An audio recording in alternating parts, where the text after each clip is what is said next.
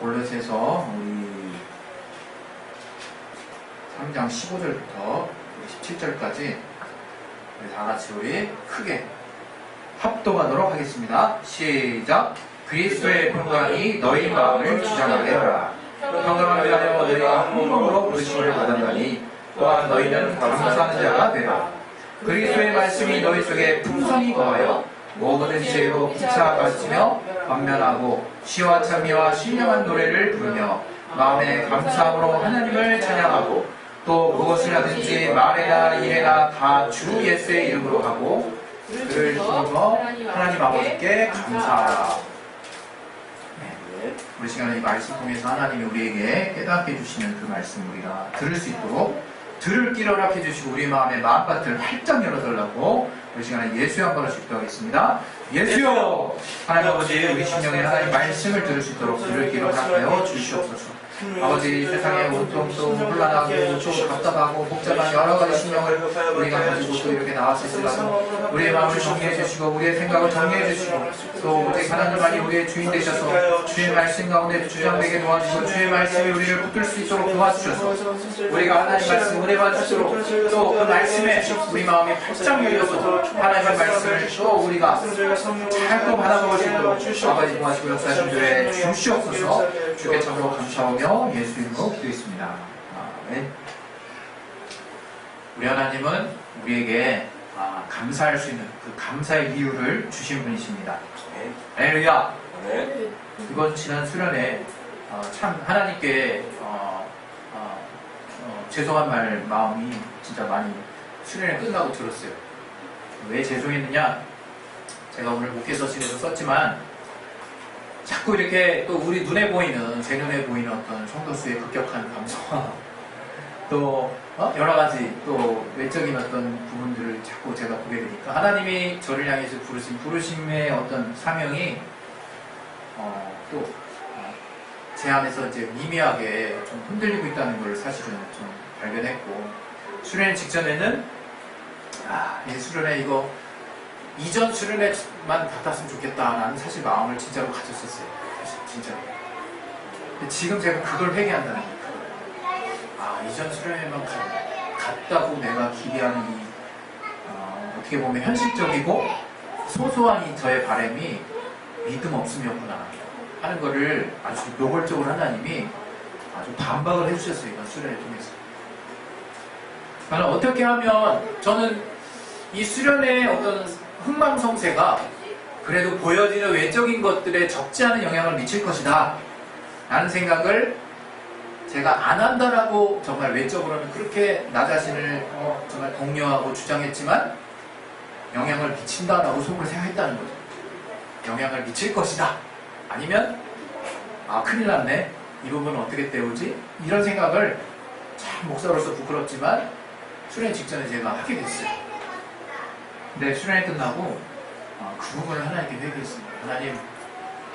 하나님이 하시는 일에 왜 제가 그렇게 몸부림치고 왜 제가 그렇게 불안해하고 염려하고 근심했는지 그 사실을 회개합니다. 그렇게 하나님께 회개했다 이겁니다. 그래서 어떻게 보면 제가 이 목회서신에 쓴 이 두 면에 걸쳐서 쓴 이 내용들은 수련회 때 일어났던 소소한 일들을 다 써놨지만 어떻게 보면 저의 주님 앞에서의 회개입니다. 회개.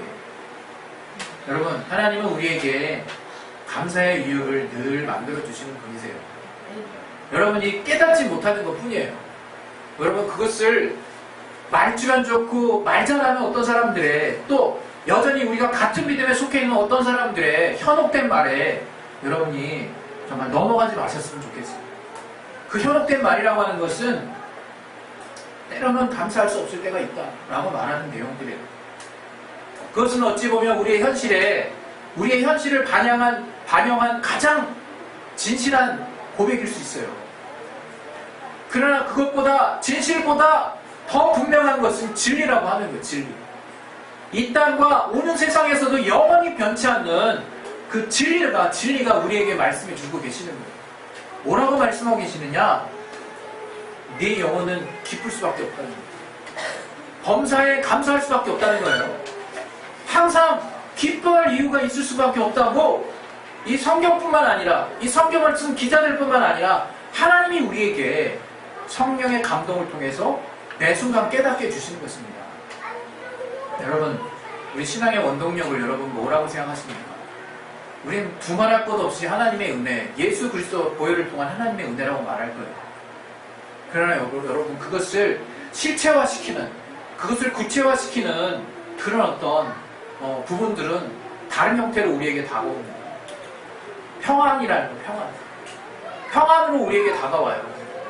여러분 삶에 과연 평안이 있는가를 진단해 보시는 것은 너무나 중요한 일이에요. 주님이 우리에게 명하신 평안은 제가 설교 때도 여러 번 평안에 관해서 또 설교했지, 워낙 주님 안에서 내가 은혜 받은 용어이기 때문에 평안에 대해서 많이 설교했지만 여러 번 강조해도 부족함이 없는 것들이 주님 안에서 주님이 우리에게 주신 가장 귀한 가치 중에 하나가 바로 평안이에요. 평안. 주님이 우리에게 주시는 평안은 세상의 그 어떤 것이 깨낼 수 없습니다. 세상의 그 어떤 것이 뒤집어 놓을 수 없는 평안인 거예요. 단지 나는 그 평안을 붙들 수 없는 환경이 있을 뿐이에요. 순간 속을 수 있는 환경이 있을 뿐이야. 그러나 내가 다시금 내 생각을 새롭게 함으로 하나님의 말씀을 통해서 주어지는 진리를 깨닫게 됐을 때는 평안이 나를 주장할 수밖에 없다. 여러분, 평안할 수 없는 사람은 감사할 수 없습니다. 평안할 수 없는 사람은 감사할 수 없어요. 여러분, 좀 진지하게 잘 고민해 보세요. 왜 내 삶의 어느 순간부터 감사가 뜸뜸해졌을까? 어느 때부터인가 왜 나의 삶에 이 감사라고 하는 용어가 멀어져 있을까? 그것을 잘 보면 순간의 평화든 지속되는 평화든 또 여러분 삶 가운데 사건별로 이루어지는 평안이든 아니면 여러분 기간별로 이루어지는 평안이든 여러분에게 하나님이 가장 많이 주셨어야 될, 여러분이 가장 많이 누렸어야 될 그 평안이 언제부턴가 내 삶에서 별로 눈에 띄게 사라지고 있을 때, 별로 눈에 띄지 않을 때, 그때 덩달아서 감사도 떨어지게 돼 있어요. 여러분, 오늘 같이 본 본문에 의미심장한 구절이 있는 거예요. 그리스도의 평강이 너희 마음을 주장하게 하라, 이렇게 말해요. 주님의 평안, 주님이 우리에게 주시는 평강을 여러분 주장하게 하셔야 되는 거예요. 그냥 가만히 무장해제시키는 상태로 있는 게 신앙생활이 아니에요. 우리가 하나님이 내게 평안 주시면 내가 알아서 평안해져야 될 텐데 라고 생각할 수 있어요. 물론 우리가 순간순간 하나님이 우리를 도우시고 우리를 위해서 하나님의 뜻대로 간구하시는 분이기 때문에 우리가 하나님을 붙들려고 하는 그런 최소한의 의지만 있다면 하나님의 환경을 바꾸실 수도 있습니다. 우리의 마음을 뒤집어 놓으실 수도 있어요. 우리 앞에 너무나 긴박할 때 하나님이 압도적인 평안으로 우리를 인도해 가실 수 있어요. 정말 출애굽 상황에서 그 눈앞에 홍해가 딱 닫혀있을 때 이스라엘은 절망이었어요. 죽음이라는 공포였고요. 그때 그 홍해를 가르는 하나님의 역사는 정말 감당할 수 없는 평안이에요. 그건 형언할 수 없는 평안이에요. 그 뒤에 정말 모세의 누나 미리암이 얼마나 그 정말 아름다운 시로 정말 하나님이 우리를 구원하셨음을 선포하고 고백하고 있습니까? 그러한 정말 미려한 시, 와 정말 어떻게 이렇게 아름다운 시로 고백할 수, 그렇게 감상할 때 우리의 현실에 하나님이 이렇게 압도적인 평안을 주신다는 거예요. 우리는 이것을 체험한 자거든요. 우리는 이런 출애굽, 우리의 정말 힘으로는 도무지 감당할 수 없는 우리의 한계치를 훨씬 뛰어넘는 죽음보다 더 어두운 그 공포와 그 좌절 가운데서 하나님이 그걸 번쩍 뛰어넘게 하신 거예요. 그 보혈로. 그 보혈로 그냥 뻥뻥충 뛰어넘게 해주신 거예요. 6월절이라고 그러지 않습니까? 6월절 어린 양의 피라고 얘기하지 않습니까? 뛰어넘었다 이거예요. 이건 엄청난 거예요. 우리는 이로 말미암는 하나님의 은혜로 말미암는 절대적인 평안이 있는 자들이에요. 그래서 누누이 성경의 매 순간순간 평안을 얘기하는 거예요. 평안할지. 이스라엘 사람들 만날 때마다 뭐라고 얘기합니까? 샬롬 얘기하지 않습니까? 샬롬? 평강, 평화. 평안하십시오. 평안하십니까? 근데 우리는 어떻습니까? 우리는 뭔가 계속 싸워서 이기는 자가 아니에요. 현실적으로는 정말 원수의 방해가 실질적으로 있지만 우리의 신분을 우리가 명확히 알아요. 우리는 평안할 수밖에 없는 자가 됐다. 이거. 우리는 이제 패장병들을 물리치는 존재들이에요. 승리자들이에요. 하나님의 자녀는 하나님의 승리와 더불어 그 승리의 전리를 같이 나누는 자들이에요. 승리의 후사, 하나님의 승리의 후사들이라 이거예요. 우리는 더 이상 싸움에 이기고 지고에 좌지우지되는 그런 사람들이 아니에요. 이미 하나님의 큰 싸움에서 승리한 자들이라. 그런 자들이 우리가 군대 갔다 온 사람들은 잘 알죠. 각계전도 해보고 또 단위로 소대로 모어서 또 그룹 단위로 모여가지고 우리가 전투 그런 어떤 실습을 해보잖아요. 그러면 거기서 폐장병도 우리가 막 물리치는데 막 천병 앞에다 세워놓고 전혀 알 수 없는 곳에서 우리가 막 정찰 근무 쓰는 것처럼 그렇게 나갑니까? 아니에요. 탱크 딱 앞세우고 전진해가지고 총 딱 집총이나 어깨에다 거치하고 딱 승리한 사람처럼 이렇게 개선한다 이거예요. 그런 가운데 가끔씩 폐장병들이 나오면 정말 이렇게 저지하거나 또는 포로로 삼거나 하는 거예요. 우리의 이 땅의 삶이 그 귀신들과 마귀의 수원들과 싸우는 그 모습이 치열하게 싸우는 모습이 되는 것은 여러분이 영적으로 충만한 건 좋은데 마음까지도 긴박하다면 잘못됐다 이거예요. 잘못됐어요. 그럼 빨리 뜯어 고치셔야 돼요. 여러분 마음 가운데.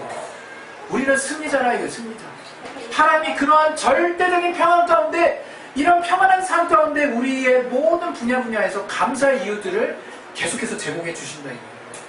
오늘 이 본문에 보시면 그리스도의 평강이 너희 마음을 주장하게 하라 하면서 이 평강을 위해서 너를 이렇게 불렀다고 얘기하시는 거예요. 우리가 한 몸으로 부름받은 이유도 주님이 우리에게 우리의 어떠한 평강을 주셨는지를 우리가 깨닫기 위한 그런 몸인 거예요. 우리가 몸으로 모이면요 온통 불안한 작업만 계속 연출되는 게 아니라 제가 이번 수련회 때 그걸 느끼지 않았습니까? 이번 수련회 때 얼마나 감사한지도. 이번 수련회 때 정말 어떻게 보면 제가 최초인 것 같아요. 최초. 작년까지도 평안하다보다는 목적을 완수했다가 더 컸어요. 네? 목적을 완수했다. 하나님이 내게 주신 사역을 완수했다.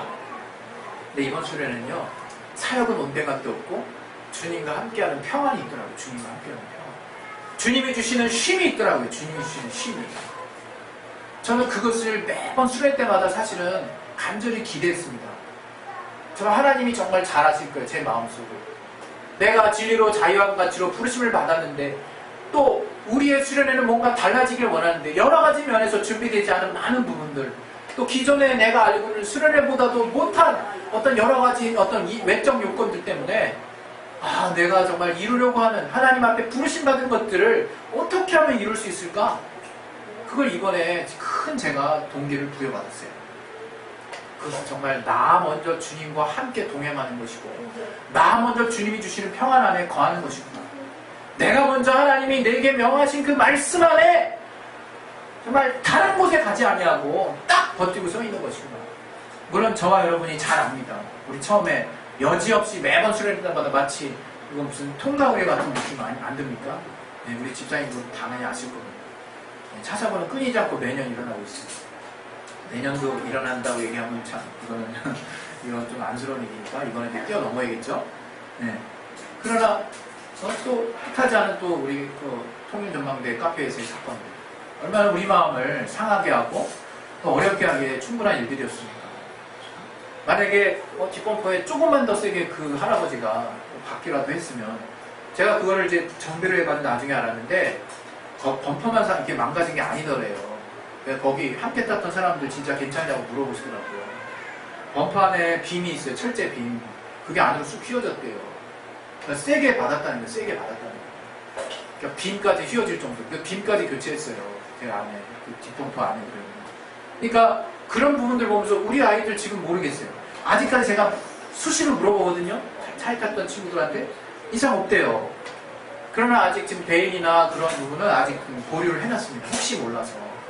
근데 저는 어쨌든 이 중간 정도 마무리된 이 과정들을 또 전망대에서 얼마나 우리가 정말 이렇게 황당하고 또 전 진짜 황당하고 당황스럽고 아주 좀 수치스러울 정도였어요. 진짜 그 상황이 너무나 모욕을 받았다는 생각이 들어요. 그러나 내려가면서 하나님이 마음을 정리해 주셨죠. 처음에는 솔직히 말하면 정말 우리 아내에게 미안한데 아니 사모가 이거 제대로 이게 얘기를 듣고 좀 이게 정리를 한 건가 이런 생각 진짜 들더라고요. 근데 또 한 가지 생각이 들었던 건 뭐냐면 이건 진짜 거짓말이 아닌데 사모가 되게 나를 꼼꼼하거든요. 사실 이번에 수련회 계획 사실 많은 부분을 우리 사모가 감당해 줬어요. 아니었으면 저 수련회 이번에 기획 순서부터 진짜 제가 감당하기 어려웠을 거예요. 왜? 이게 캠프 갔다 오니까 이게 육체적인 피로가 이게 장난이 아니더라고요. 그래서 이게 이런 여력이 있구나. 그래서 이것도 이제 경험인데 이런 부분들 또 좀 수련회 시작하기 전에 또 우리 집사님이 또 계속 저를 정신적으로 계속 안심시켜주고 뭔가 백업할 게 없는지 계속 물어봐 주는 것도 저한테 엄청나게 위로가 됐어요. 사실은 그냥 이런 거 하나하나 생각하는 게 다 큰 어떤 부담감으로 작용하더라고요. 이렇게 수련회 직전에.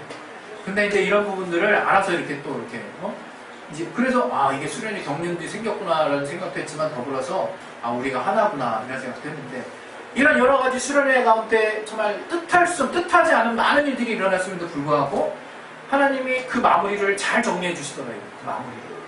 근데 저는 진짜로 되게 평안한 마음이 있었어요. 또 수련회 또 과정 가운데서도 하나님이 얼마나 또 필요에 따라서 또 우리의 또 적절한 또 상황들을 연출해 주셨는지 몰라요.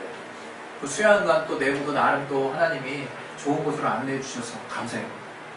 그래서 저는 여러분이 이 평강이라고 하는 요소, 오늘 주제가 뭡니까? 감사하는 자가 되자예요. 감사하는 자가 되자. 왜? 분명히 성경은 바울을 통해서 우리에게 감사하는 자가 되라 라고 명령하고 있거든요. 여러분 감사하는 자가 되셔야 돼요. 근데 그 이전에 될 게 있다. 그 이전에 먼저 뭐라고요? 평강이 너희 마음을 주장하게 하라는 거예요. 먼저 평강이 우리 마음을 주장하게 하라는 거예요. 여러분 평안하지 않으신 분 너무 많아요. 정말 이 평안과 감사는 떼어놓을 수 없는 관계입니다. 저는 그래서 이것을 계속 같이 지금 말씀을 드리고 있는데요. 이 시대에 우리 그리스도인들이 겪는 여러 가지 어려움들과 위기가 있어요. 여러 가지 위기 있죠. 그 위기들을 우리가 정말 너무 많이 나열하게 되면 정말 참 마음이 아프지만 이 정말 종류별로 여러 가지가 있을 정도로 우리가 많은 연약함들이 이제 생겼습니다. 그러나 저는요, 그 중에서도 가장 이 상위권에 진짜 1, 2, 3위 안에 랭크된다라고 여겨질 정도로 가장 큰 지금 그리스도인 교회의 위기가 무엇이라고 생각하면 감사가 떨어지는 겁니다. 감사의 이유를 찾을 수 없는 거. 그게 지금 우리가 갖고 있는 가장 큰 위기. 그 좀 더 찾아올라가는 원인을 다른 것에서 우리가 찾을 수 있을지언정 지금 눈앞에 보이는 우리들의 현실이 무엇이냐? 감사가 점점점 떨어지고 있다. 감사. 이것은 비단 눈에 보이는 황금만을 말하는 게 아니에요. 실제 우리의 삶 가운데 우리의 삶이 각박해지고 또 실제로 내가 감사할 수 있는 여러 가지 이유들을 찾지 못하고 있다는 데 있습니다. 여러분 우리 간단하게 식기도가 뭡니까? 음식 주셔서 감사하다는 거예요. 음식 주셔서 감사하다는 거예요. 식기도가 뭐 그렇게 거창한 그런 내용이 들어있는 게 아니거든요. 하나님이 우리에게 오늘 또 일용할 양식을 주셔서 우리가 이렇게 먹고 우리의 이 땅에서의 삶을 유지할 수 있도록 인도해 주신 주님 감사합니다. 이게 식기도의 메인 아니겠습니까? 여러분 이런 단순한 기도로부터 시작해서 지금 내가 누리고 있는 너무나 많은 영역에 있어서 하나님께 대한 감사는 점점점 줄고 있다. 점점점 줄고 있어요. 반대로 하나님께 요구하는 것은 늘어나고 있고 불평이 점점 늘어나고 있고 때로는 원망하는 사람들도 늘어나고 있고 저는 이 시간에 저와 여러분이 정말 나의 어떤 신앙 양심을 또 내가 성령의 감동함을 하나님과 교제했을 때의 그 경험을 토대로 여러분에게 단적으로 말씀드립니다. 내가 감사가 떨어지는 이유가 무엇일까? 저는 그렇게 봐요. 우리가 이 땅 살면서 우리의 육신을 우리의 영혼육을 하나님 앞에 온전하게 맡김으로 그 우리 영혼육이 하나님의 온전한 평안 가운데 들어가는 그런 삶을 저는 꿈꿉니다. 그러나 우리가 이 땅의 삶에서 감사함을 잃어버리는 그 주된 이유가 세상 사람과 똑같은 목표가 우리 안에 있기 때문입니다. 우리도 세상 사람과 똑같은 목표, 똑같은 바람, 똑같은 소망만을 가지고 있다는 거예요. 우리가 하나님을 꿈꾼다고 하면서 하나님을 바라본다고 하나님을 사랑한다고 하고 하나님이 우리에게 주실 그 나라를 사모한다고 하지만 너무 먼 얘기예요. 하나님이 나의 이 땅의 삶 가운데서 뭔가를 보여주셔야 돼. 뭔가를 역사하셔야 돼. 또는 내가 지금 기도하는 이 기도의 내용들을 하나하나 뜯어보면 제가 이런 정말 설교할 때마다 참 제가 고민이 돼요. 왜? 우리 교회가 추구하는 바가 영혼 육의 조화입니다. 그 어떤 교회보다도 우리는 이 땅의 삶을 무시하지 않는 교회입니다. 그러나 그 어떤 교회보다도 우선되는 것이 무엇인지를 꼭 강조하는 교회가 저는 우리 교회가 됐으면 좋겠어요. 우리 교회는 정말 하나님이 다시 오실 날을 꿈꾸는 교회예요. 우리 교회는 우리 영혼이 그 어떤 가치보다도 가장 중요한 가치라는 것을 아는 교회예요. 또 우리는 바로 하나님 앞에 감사의 이유를 그 예수께서 우리 영혼을 구원하시고 또 우리와 늘 함께 하시는 그 자체만으로 감사의 이유를 내려놓을 수 없는 그런 감사와 기쁨으로 충만한 교회가 되기를 원하는 교회입니다. 여러분, 그러기 위해서 우리가 조금씩 궤도를 수정해야 될 부분이 있어요. 그것은 다름 아니라 우리가 세상 사람과 똑같은 그런 수준에서 우리의 바람이 딱 끝나버리면 안 된다는 거예요. 우리는 세상에서도 하나님의 자녀로서 하나님이 주시는 은혜와 그분의 풍성한 채우심을 얻어야 돼요. 그러나 근본적으로 우리 오늘 같이 말씀 봅시다. 말씀을 뭐라고 했냐면 그리스도의 말씀이 너희 속에 풍성히 거하여, 이렇게 말했어요. 16절. 그리스도의 말씀이 너희 속에 풍성히 거하여. 그 다음에 뭐라고 해요? 모든 지혜로 피차 가르치며 권면하여, 이렇게 말했어요. 그 가르침이 뭐겠습니까? 하나님이 우리에게 말씀하신 것들, 주의 말씀을 우리가 하나님으로 말미암아 그 말씀으로 말미암아 깨닫게 된 지혜들을 우리가 풍성하게 가르치는 거예요. 여러분, 우리가 정말 풍성하게 무엇이 채워져야 하는지를 깨달아야 된다 이거예요. 우리가 하나님 앞에 감사할 수 없는 이유 정말 두 번째, 주님의 말씀이 비네요. 주의 말씀이 우리 안에 빈약하다 이거예요. 우리 안에 하나님의 그리스도의 말씀이 우리 안에 풍성히 거하게 해서 주님으로 말미암은 각종 지혜의 말씀들이 우리를 가득 채우게 하시고 우리의 바깥으로 나아가게 해보세요. 알아서 여러분이 앞날에 대한 평안이 찾아옵니다. 알아서 여러분의 다양한 사례에 대한 주님의 지혜로운 말씀에 여러분은 마음을 결정할 수 있게 됩니다. 내가 정말 흔들리는 그 주된 이유, 하나님 말씀 받을 때도 불안하다고 하나님 말씀 정말 계속해서 받아보세요. 그 말씀이 나를 주장합니다. 여러분, 제가 목수할 사람이 아니에요. 여러분, 제가 얼마나 정말 잔머리가 굵고 얼마나 딴 생각이 많고 얼마나 걱정이 많고 얼마나 세상에 욕심이 많고 얼마나 불의한 자인지 몰라요. 정말 나같이 복잡한 자가 왜 목사가 됐을까 이런 생각 뚱딴지같이 할 때가 진짜 있어요. 후회하는 방언이 아니라 정말 신기하거든. 어떻게 나 같은 자가 이렇게 목사가 됐을까 신기하거든요. 저는 진짜 웹 디자이너 그쪽으로 쭉 나가든지 아니면 미술 계통으로 나가든지 뭔가 그런 쪽의 삶을 꿈꿨던 사람이에요.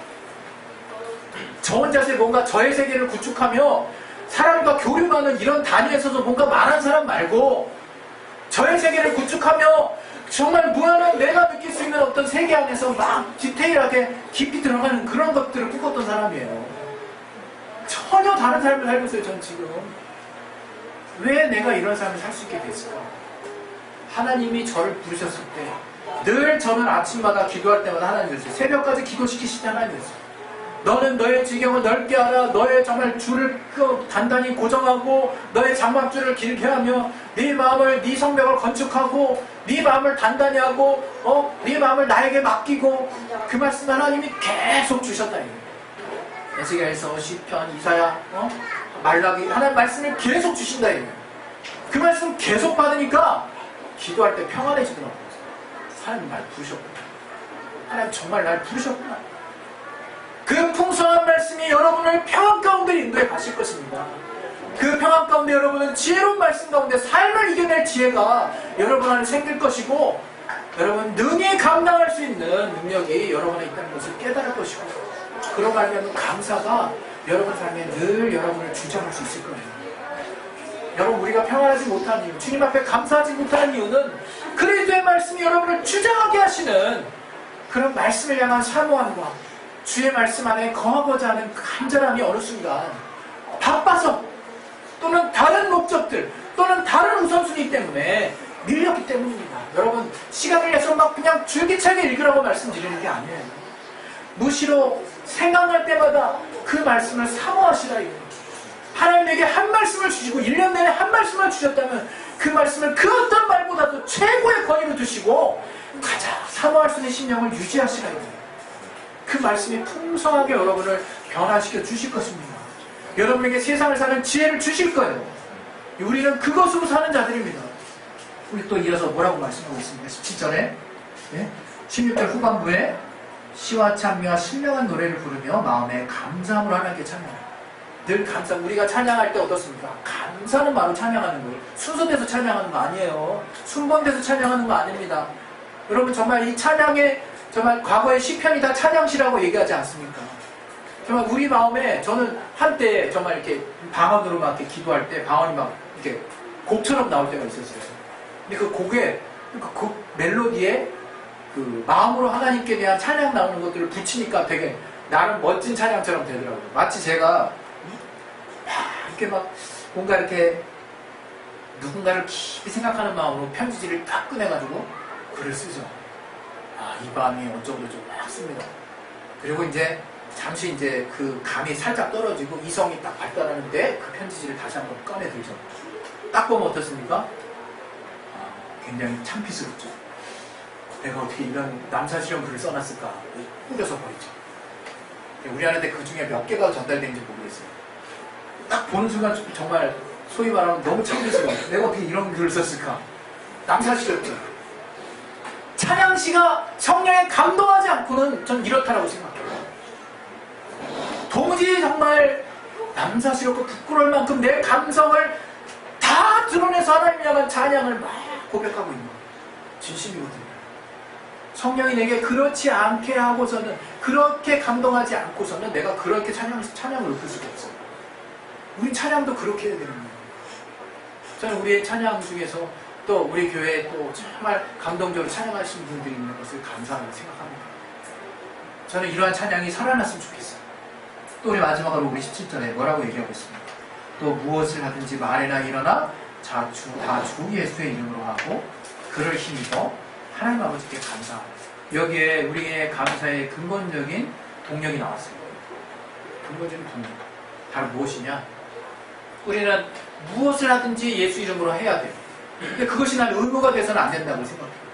그러나 그 뒤에 그 이유를 우리가 매 순간 주의 이름으로 정말 해야 한다고 하는 것들을 의무감이 되지 않도록 하는 열쇠가 뒤에 바울이 말한 말씀에 써 있는데요. 주님을 힘입어서 하나님 아버지께 감사하는 거예요. 바로 하나님이 주시는 힘 때문에 우리는 감사할 수 있는 거예요. 여러분, 다른 이유를 통해서 여러분 감사의 이유를 찾지 마시기 바랍니다. 오직 하나님이 내가 주님을 더 힘입으면 힘입을수록 여러분이 중간에서 포기해서 그렇다는 거 제발 인정하시기 바랍니다. 여러분이 겁나서, 여러분이 두려워서, 여러분이 그 결과를, 하나님의 말씀에 의한 그 결과를 받아들이기가 두려워서 내가 중간에 포기했다라고 솔직하게 고백하시기 바랍니다.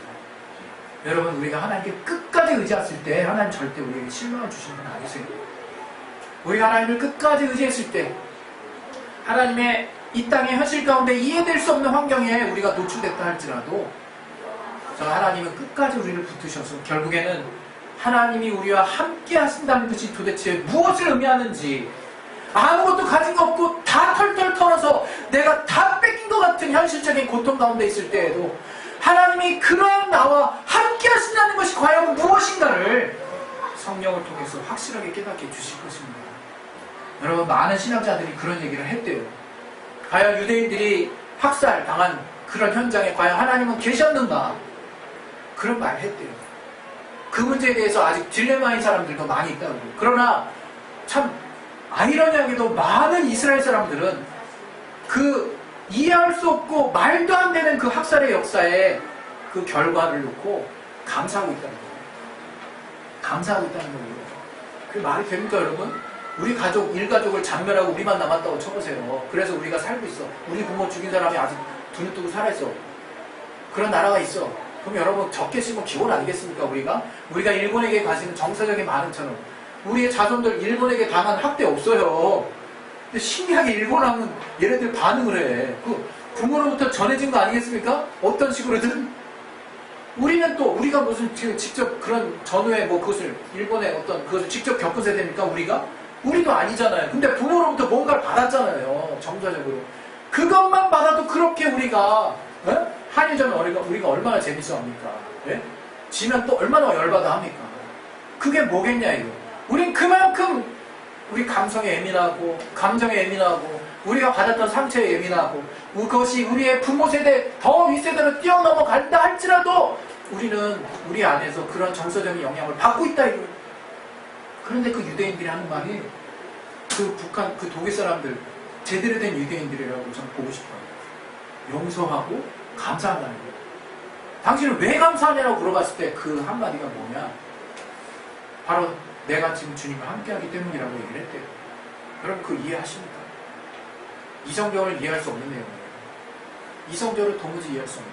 내가 가장 어려운 순간에 있을 때 주님이 나와 함께 하신다는 게 과연 여러분에게 위로가 되십니까? 내가 지금 이 땅에 아무것도 정말 돼가는 일이 없을 때 하나님이 나와 함께 하신다고 말씀하시는 그 말씀 하나가 과연 나를 위로하고 나를 세우고 저 앞에 있는 소망을 내가 붙들 수 있을 거냐 이거예요. 순교당한 사람 다 그렇게 붙들었을 거예요. 순교당한 사람 내 목숨이 경각에 달려서 또는 정말 참수를 당하는 그 현장에서도 저 앞에는 소망, 주님이 나와 함께 하신다는 그 소망 때문에 저는 감사할 수 있을 거라고 믿습니다. 두려움도 똑같습니다. 우리랑 똑같고 다 똑같지만 우리에게 하나님이 주시는 절대적인 평안이 없다면 감사할 수 없습니다. 하나님이 우리와 함께 하신다라고 하는 이제 그 아들 예수의 피로 우리를 구원하시고 이제 성령을 통해서 우리와 함께 하신다라고 하는 그 분명한 우리의 신분이 매 순간 여러분의 삶 가운데 여러분을 주장하고 있지 못하다면 여러분 감사의 힘을 찾는 게 쉽지 않을 거예요. 여러분 이 시간 우리 기도합시다. 기도하실 때 우리 신앙 완벽해서 우리가 신앙하는 거 아니지 않습니까? 정말 당장 지금 여기 교회에 오면서도 여러분 오면서도 여러분이 어려운 일을 겪으면서 오신 분도 있을 수 있어요. 여러분 우리는 계속 정말 없어지고 싶지만 그런 일들이 좀 없고 싶지만 안 일어나게 하고 싶지만 계속 일어나고 있어요. 그러면 그런 상황 가운데 우리는 비결을 깨달아야 될 거 아니에요. 바울이 내가 일체의 비결을 배웠다라고 말씀하는 그 바울의 고백이 바로 우리의 고백입니다.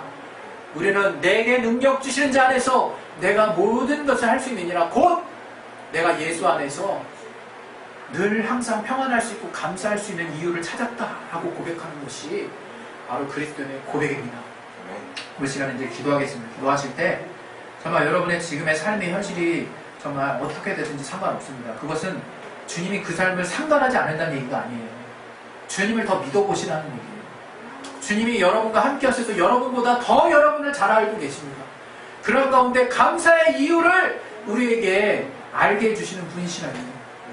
여러분 삶에서 정말 내가 평안할 수 없는 이유들, 내가 정말 잠시 내가 말하는 또 내 목적, 내 정욕, 또 내가 또 추구하는 어떤 가치에 의해서 하나님이 추구하는, 하나님이 우리에게 주시고자 하는 가치들이 무너지고 함몰되고 없어져 버린 건 아닌지 돌아보시기 바랍니다. 이 시간에 예수 한번 기도하실 때 하나님 우리를 통해서 날마다 매 순간마다 감사의 이유를 주시는 그 하나님의 선한 그 말씀에 인도하신 내가 받을 수 있게 도와주시옵소서.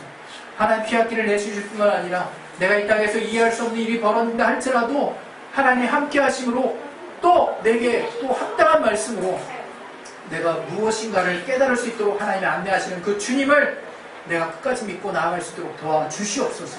그 시간에 예수여 한번 하시고 기도하겠습니다. 예수여, 하나님 아버지 우리 도와준교회 주시옵소서.